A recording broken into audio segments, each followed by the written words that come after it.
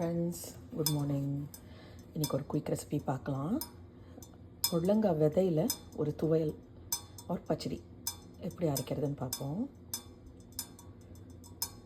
Sesame oil,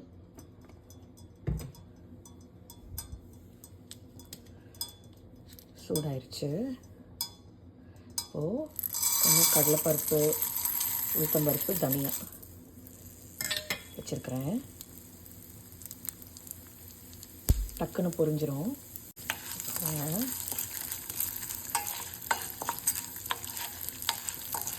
பருப்பு நிறையா இருக்க மாதிரி இருக்கும், ஆனால் ரொம்பவே நல்லாயிருக்கும்.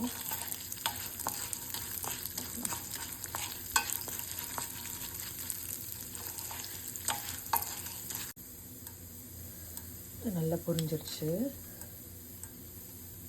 இதில் வெங்காயம், கொஞ்சம் பூண்டு, ஜிஞ்சர், 2 பச்சை மிளகாய், வரமிளகாய் எல்லாத்தையும் போட்டுட்டேன்.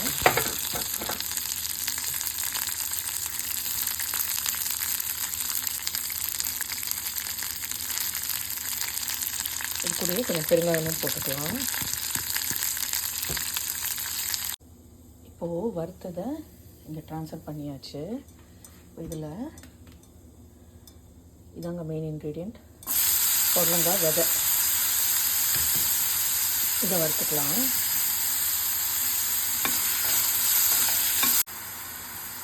இது சட்டுன்னு வதங்கிடும். இதில் ஒரு சின்ன தக்காளி ஒன்று ஸ்லைஸ் பண்ணி போட்டுக்கிறேன். இது ஒரு 2 நிமிஷம் வதங்கினா போதுங்க. தக்காளி ரொம்ப குழையணும்னு அவசியம் இல்லை.